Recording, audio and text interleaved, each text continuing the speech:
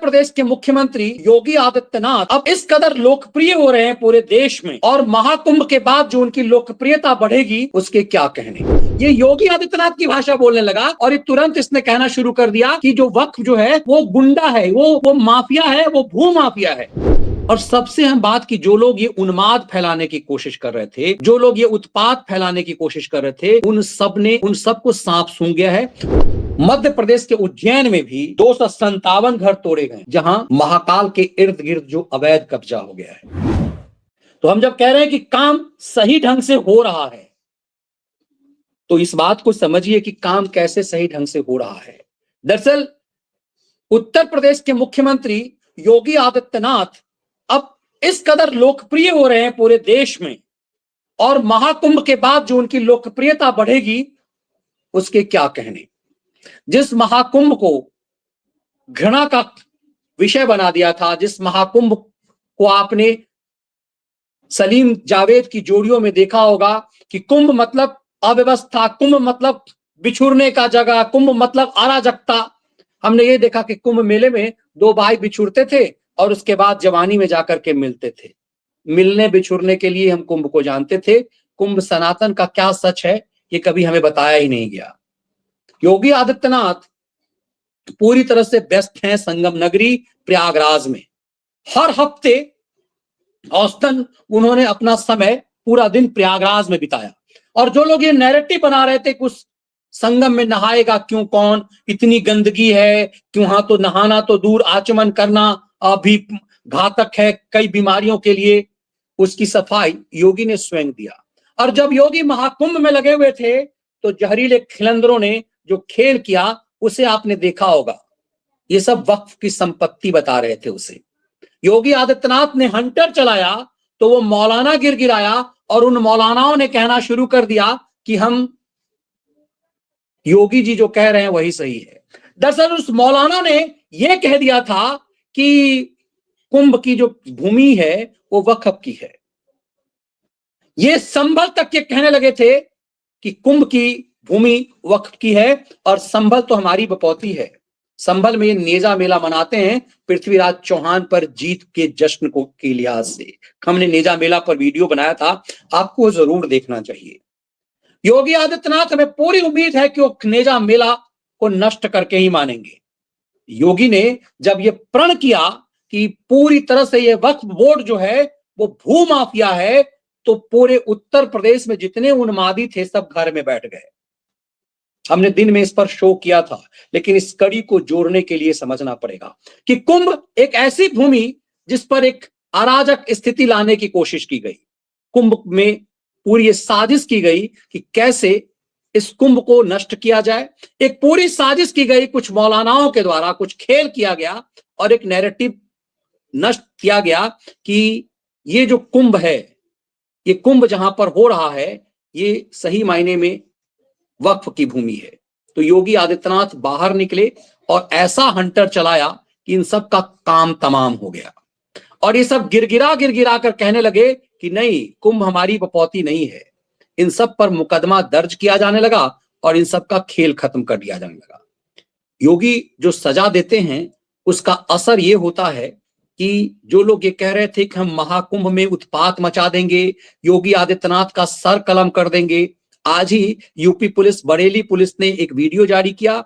आपने इस उन्मादी को देखा होगा कि ये एक उन्मादी है जो कह रहा था कि हम कुंभ में ब्लास्ट करवा देंगे, कुंभ में हम उत्पात मचा देंगे। आज एक वीडियो जारी करके कोई पोस्ट नहीं करूंगा, कभी गलती हो गई साहब माफ कर दो, सबका सम्मान करूंगा साहब। अब गलती हो गई मेरी, माफ कर दो मुझे साहब, गलती हो गई साहब, माफ कर दो, मैं अब नहीं करूंगा कोई भी पोस्ट साहब। योगी के इसी स्टाइल में कह रहा गलती हो गई, इसी ने योगी आदित्यनाथ के लिए कहा था कि हम सर कलम कर देंगे। अब देखिए, आपने इस मौलाना को देखा होगा, ये बरेलवी मौलाना जो है, इसके ऊपर एफआईआर विश्व हिंदू परिषद की तरफ से कर दिया गया है। 55 बीघा जमीन ये कुंभ की जो है ये बता रहा था। अब बाकी ये है कि ये जो कांग्रेसाचार्य है, अब ये कांग्रेसाचार्य जो है वो जिहादी बन गया है। तो अब बारी कांग्रेसाचार्य की है कि कांग्रेसाचार्य का क्या सिर्फ जिहादियों का इलाज करते हैं, कि कांग्रेसाचार्य का ये भी कह रहा है कि हम संभल के, हम जो है वक्फ के साथ हैं। योगी आदित्यनाथ ने ये काम कर दिया कि ये सबके सब गिड़गिड़ाने लगे। आपको मैंने एक विश्लेषण में भी कहा था, आपको याद है कि तौकीर रजा एक हुआ करता था।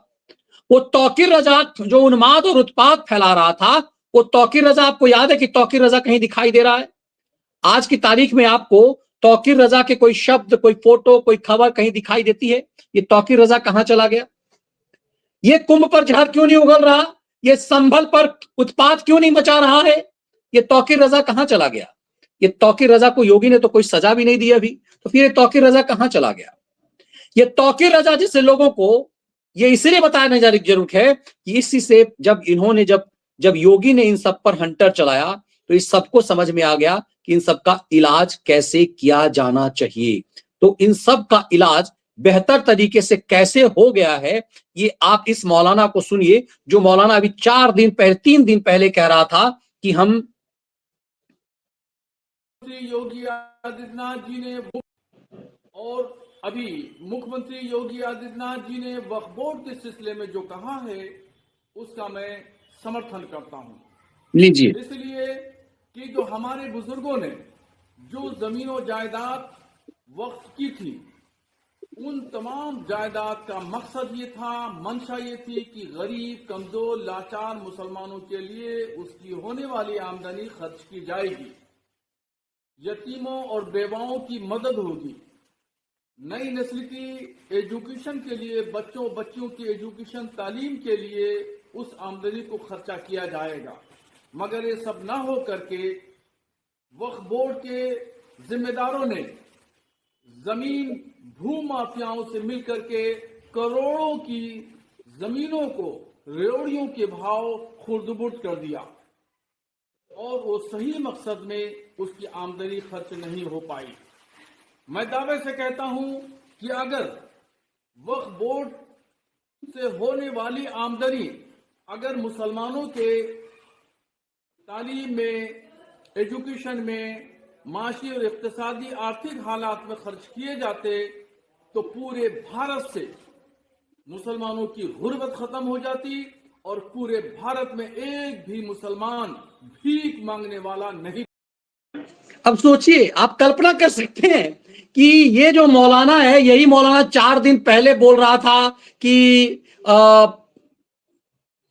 कुंभ की जो जमीन है, वो कुंभ की जमीन जो है वो मुसलमानों की है, ये मुसलमानों को जमीन दे दी जानी चाहिए, मुसलमानों ने हिंदुओं पर एहसान किया है।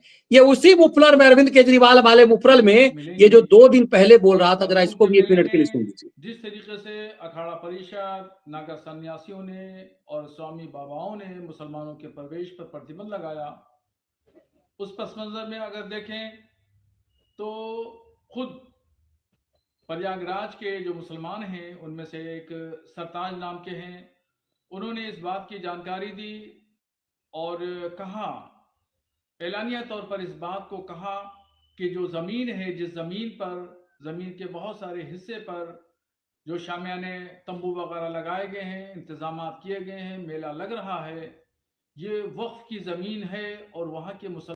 अब जरा इसको सुनिए, ये कह रहा है सरताज वाला, 2 दिन पहले किसकी वीडियो है, ये कह रहा है सरताज वहां है जो कह रहा है कि वक्फ की जमीन है। अब ये बताया जा रहा है कि उस सरताज को भी जो है वो खोमचे में ले लिया गया है। तब इससे कहा गया कि तुम ये जमान वापस लो वरना तुम जेल जाओगे।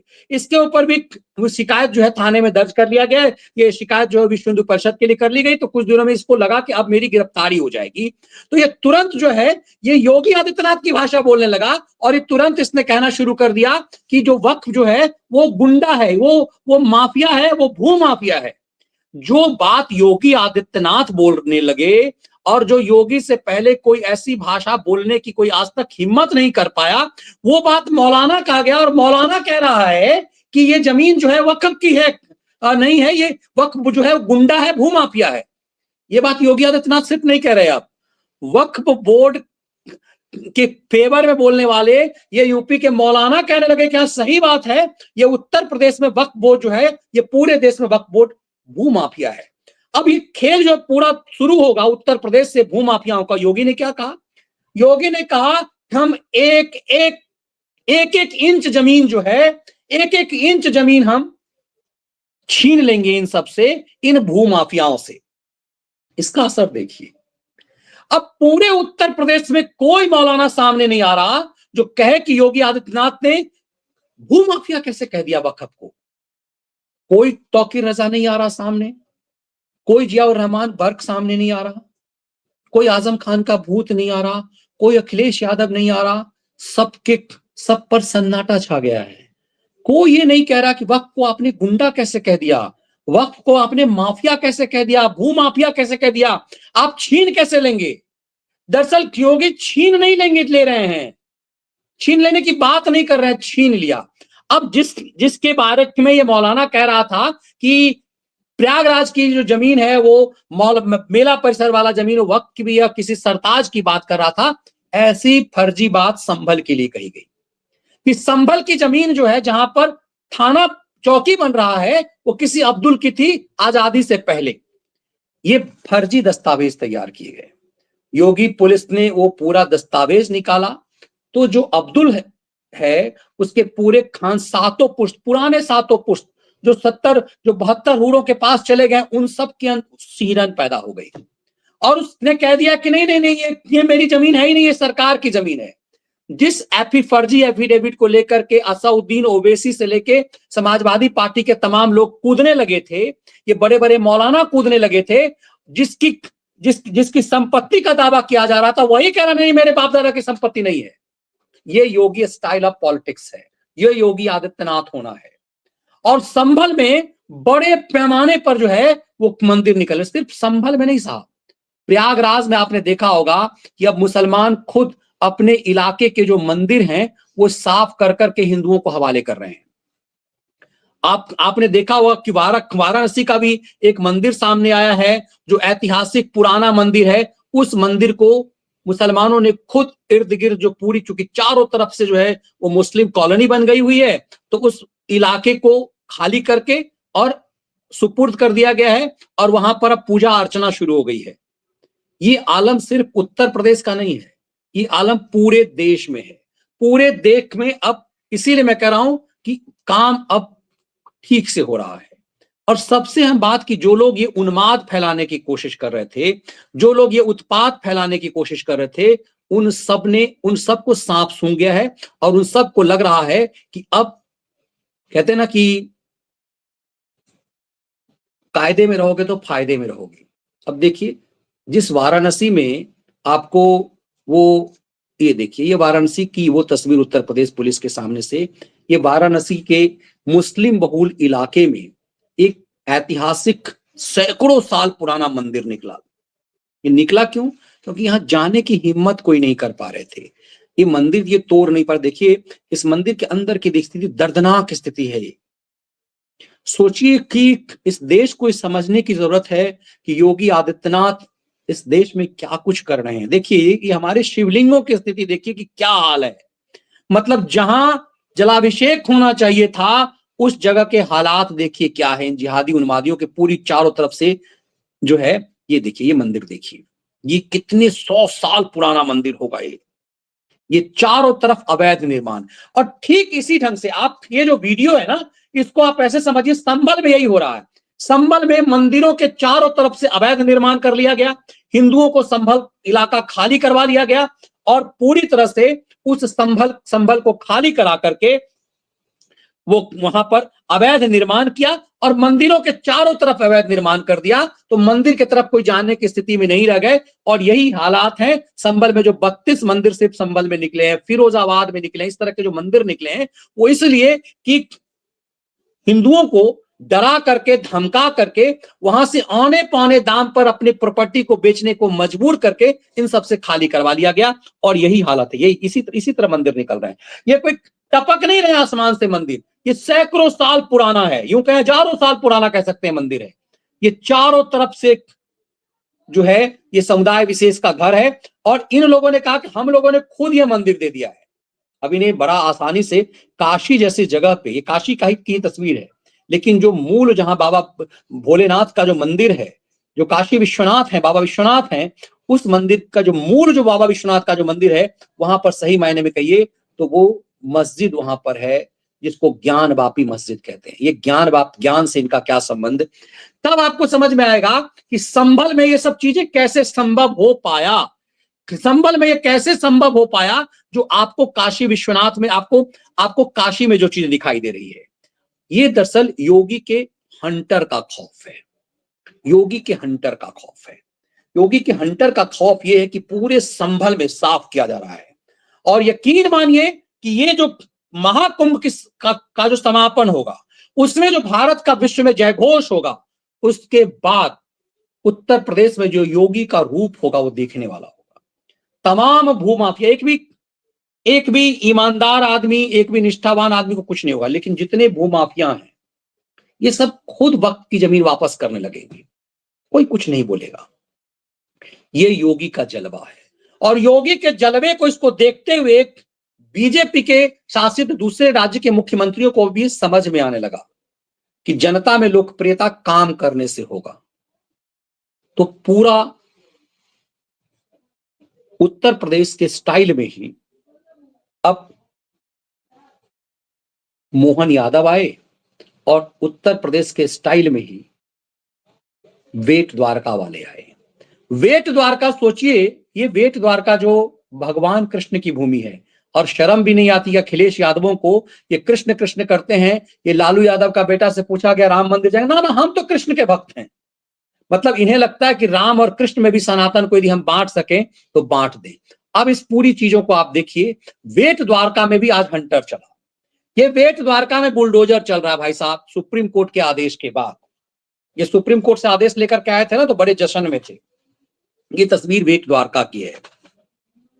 कैसे बेट द्वारका में पॉपुलेशन, जहां पर मतलब विधर्मियों के होने का कोई मतलब नहीं था, जिस जगह पर विधर्मियों के होने का कोई मतलब नहीं था, वो चारों तरफ विधर्मियों ने अपनी कब्जा कर लिया है। और एक कब्जा करने की वजह यह हुई कि वहां से हिंदू भागने लगे। तो आलम यह हुआ कि यहां पर सिर्फ पर्यटक जाते हैं, धार्मिक पर्यटक, जो निष्ठावान, जो लोग पर्यटन कह लीजिए, धार्मिक आस्था से लोग जो आते हैं वही सिर्फ जाते हैं। यहां रहने वाले हिंदू गौन हो गए। यहां कोई हिंदू जो है ना, वो हिंदू कोई नहीं है यहां पर। यहां पर जो ये देखिए बुलडोजर जो है दहाड़ मार रहा है। आवाज भी आपको बुलडोजर का सुनना जरूरी था। ये अवैध निर्माण जो विधर्मियों का है उसे तोड़ा जा। अरे कोई रोड पे नहीं है, रेलवे स्टेशन पे नहीं है। सुप्रीम कोर्ट ने कहा कि वही तोड़ सकते हो जो रेलवे प्लेटफॉर्म के ऊपर हो, इर्द गिर्द हो, रेलवे स्टेशन के पास बना लिया हो या फिर रोड पे बनाया हो। सुप्रीम कोर्ट ने तो यही कहा था। लेकिन ये सब कोई ना सड़क पे है। ये देखिए,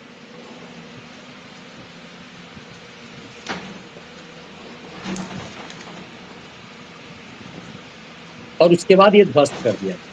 ये तस्वीरें जो है ना, ये बेट द्वारका की है। और बताया गया कि यहां पर बड़े षड्यंत्र के तहत क्या हुआ कि हिंदुओं को यहां से भगा दिया गया। हिंदू भाग गए, जो मूल निवासी यहां के इर्द गिर्द थे भाग गए।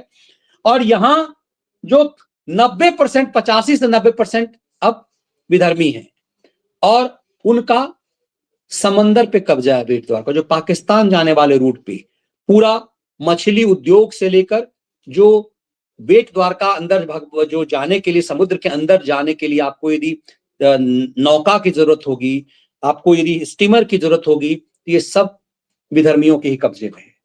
वो अपनी मनमर्जी से कमाई करते हैं, उनका बिजनेस है। क्योंकि आप जाएंगे तभी उनका बिजनेस होगा। वो वहां बदमाशी करते हैं और बताया जाता है कि मनमर्जी पैसा वसूलते हैं। वो सब एक है, मनमर्जी पैसा वसूलते हैं। और अब रिपोर्ट तो ये आ रहा है कि पाकिस्तान के साथ जितने भी ये जो मुंबई पर आतंकी हमला हुआ था, उसमें भी इनकी बेट द्वारका वाली इसमें बड़ी भूमिका है। और ये कनेक्टिविटी, चूंकि समुद्र के उस इलाके पे कब्जा इनका है, इसीलिए देश के लिए घातक हो चुके हैं। तो बेट द्वारका पर जो ये प्रहार है, ये शुरुआत में तो लगा कि चलो ऐसे ही कब्जा कर रहे, सरकार को पता ही नहीं चला साइड एरिया है। लेकिन जब ये लगा कि पाकिस्तान के हित में और भारत के लिए घातक हो सकते हैं, तो सरकार ने एक्शन लेना शुरू किया। इसीलिए मैंने कहा कि काम अब बड़े ढंग से हो रहा है बेट द्वारका में, और पूरे बेट द्वारका को इस ढंग से विधर्मियों से मुक्त कराया जा रहा है। बड़े पैमाने पर इन सबसे मुक्त कराया जा रहा है। और ये लग रहा है कि चीजें अब बेहतर तरीके से हो रही है। चीजें इस कदर बेहतर तरीके से हो रही है कि सिर्फ बेट द्वारका में ही नहीं, मध्य प्रदेश के उज्जैन में भी 257 घर तोड़े गए हैं, जहां महाकाल के इर्द गिर्द जो अवैध कब्जा हो गया है। यह इसलिए बताया जाने की जरूरत है कि जो लोग इस बात को लेकर के खुश हो रहे थे कि सुप्रीम कोर्ट का आदेश है, कुछ भी नहीं होगा, सुप्रीम कोर्ट ने तो आदेश दे रखा हुआ है, देश की सबसे बड़ी अदालत का आदेश है कि बुलडोजर नहीं चलेगा, कहीं पर भी किसी भी जंग पे सर्वे नहीं होगा, ये तमाम चीज सुप्रीम कोर्ट से आदेश ले आए थे कि फरवरी तक कुछ भी नहीं होगा, और ये बड़े जश्न में थे। लेकिन पूरे योगी स्टाइल में ऐसा लग रहा है कि पूरे देश को ये लग रहा है कि इस अव्यवस्था, इस अराजकता से इस देश को अब मुक्ति दिलाना है। और ये अराजकता से, अव्यवस्था से मुक्ति सरकार दिला सकती है जिस सरकार को ये लगे कि ये देश जनमानस की आवाज, इस देश की आम जनता की आवाज को सुने जाने की जरूरत है। और यही वजह है कि पूरे देश में अब लोगों को लगता है कि उन्हें योगी जैसा शासक चाहिए, उन्हें योगी जैसा नायक चाहिए, ताकि वो सेफ और सुरक्षित महसूस कर सकें और उस सनातन भारत का चरित्र जिंदा रह सके। अब कल्पना कीजिए, अब की बार बताया जा रहा है कि सिर्फ अयोध्या में इतने लोग आए प्रभु राम के दर्शन के लिए जितने पूरे देश के किसी पर्यटन स्थल तक नहीं कर, साल भर में नहीं गए। ये बताया गया कि पूरा जो गोवा समेत तमाम लोगों की जो इस मौसम में आमतौर पे गोवा में भीड़ होती है, वो अयोध्या में थी, ये जानते हुए भी कि इस बार कुंभ नहीं, महाकुंभ है, 144 साल वाला महाकुंभ है। और ये बताया जा रहा है कि अयोध्या की वजह से जो रोजगार का पैमाना बदला है, जिन लोगों ने अयोध्या के वासियों के अंदर ये भ्रम डालने की कोशिश की थी कि अयोध्या में तोड़ फोड़ होने से उनका रोजगार प्रभावित होगा, वो उन सब में जश्न का माहौल है। पूरा अयोध्या का कायाकल्प हो गया है। 2 साल पहले मैं अयोध्या गया था, अभी तक दर्शन रामलला के जब वो प्राण प्रतिष्ठा के बाद जाना नहीं हो पाया, जब भूमि पूजन के बाद जब एक टेम्पररी मंदिर बना हुआ था उस समय जाना हुआ, उसी समय अयोध्या मुझे बदलता हुआ दिखाई दे रहा था। लता मंगेशकर चौक, पूरी अयोध्या का कायाकल्प हो रहा था। अब मैं सोच ही सकता हूं कि 2 साल के बाद की स्थिति क्या हो गई होगी अयोध्या की, कैसी अयोध्या हो गई होगी। उस अयोध्या को यदि आपने 4 साल पहले देखा होगा तो बांस की बल्लियों से लोग ऐसे करके लाइन में लग करके उस टेंट को देखने जाते थे, लोग अयोध्या जाते नहीं थे। उस अयोध्या में अब करोड़ों लोगों का आस्था वहां का केंद्र बना और वो रोजगार का एक बड़ा सेंटर पॉइंट बन गया। जो लोग ये कहते थे कि वहां स्टेडियम बना दो, वहां अस्पताल बना दो, उन्हें ये समझना चाहिए कि अयोध्या में क्या हुआ। दरअसल योगी के इसी बात को अब बेट द्वारका और उज्जैन तक समझा गया है। इन राज्यों के मुख्यमंत्रियों को अब यह लगने लगा है और बाकी राज्यों के मुख्यमंत्रियों को लगने लगेगा कि सनातन आपके रोजगार का कितना बड़ा माध्यम बन सकता है। जो लोग ये मजाक उड़ाते थे, स्टेडियम बना दो, वहां पर सिनेमा हॉल बना दो, पार्क बना दो, उन अयोध्या को अपमानित करने के लिए ये सेकुलर नशे के जो लोग कह रहे थे, वो सिर्फ अयोध्या से समझ में आ रहा है, सिर्फ अयोध्या से। यही वजह है कि योगी स्टाइल में अब जो मैंने आपको कहा कि बेट द्वारका, उज्जैन और तमाम जगहों का कायाकल्प हो रहा है और उसी स्टाइल में योगी संभल का करने वाले हैं। लेकिन उससे पहले इस महाकुंभ के बाद जब दुनिया देखेगी, जो माना जा रहा है कि 40 करोड़ लोग, मतलब दुनिया में जो तीसरी बड़ी आबादी, भारत नंबर 1 अब आबादी में माना जा रहा है, चाइना, और उसके बाद सबसे बड़ी आबादी एक महानगर एक प्रयागराज में होगा। और जब चीफ मिनिस्टर इस गर्व में हैं कि प्रयागराज में वो होगा जो आज तक कभी नहीं हुआ। इसी प्रयागराज में आजम खान का अत्याचार देखा, वो प्रभारी था प्रयागराज का, उसके बाद में भगाया गया, उसे उत्पात मचवा दिया, गंध मचा दिया उसने आजम खान ने। पूरे एक षड्यंत्र के तहत समाजवादी पार्टी ने ये घृणा का पात्र बना दिया कि लोगों को घिन्न होने लगे, महाकुंभ से घृणा हो जाए, अव्यवस्था के कारण डर हो जाए कि कोई वहां जाए नहीं। इसलिए लेकिन अर्ध कुंभ 2019 में योगी ने इसकी प्रामाणिक और तैयारी वहीं से शुरू की गई और ये माना जा रहा है कि अब दुनिया का अब तक का सबसे बड़ा मेला, सबसे बेहतरीन जो आयोजन है वो महाकुंभ होना है। और मैं ये बात इसलिए कह रहा हूं कि महाकुंभ से एक बड़ा मैसेज जाएगा। महाकुंभ सनातन भारत के अर्थतंत्र को, उत्तर प्रदेश के अर्थतंत्र को जो ऊंचाई देगा, मुझे लग रहा है कि महाराष्ट्र को उत्तर प्रदेश इसी महाकुंभ के बाद बहुत पीछे छोड़ देगा। तब उसके बाद दूसरे राज्यों के चीफ मिनिस्टर को भी सोचना पड़ेगा कि सनातन सच को समझना क्यों जरूरी है। और योगी नित्य नई लकीर खींचेंगे, बस योगी की राह पर इनको चलना है, बाकी के चीफ मिनिस्टर को, और योगी कर करके दिखाएंगे, बस उन्हें अनुसरण करना है। अब सोचिए, संभल का जो सच अब योगी लाने वाले हैं वो कल्पना से परे है। आने वाले दिनों में अयोध्या, काशी, प्रयागराज, मथुरा के बाद संभल का सबसे बड़े सम्मान के साथ नाम लिया जाएगा। इस संभल को आम भारतीय जानते भी नहीं थे। सनातन आस्था का सबसे बड़ा केंद्र में से वो बनने वाला है, चौथे पांचवें नंबर पर आने वाले दिनों में संभल। और संभल इस देश के, इस उत्तर प्रदेश के अर्थतंत्र को बड़ी मजबूती से ऊंचाई देने वाला होगा।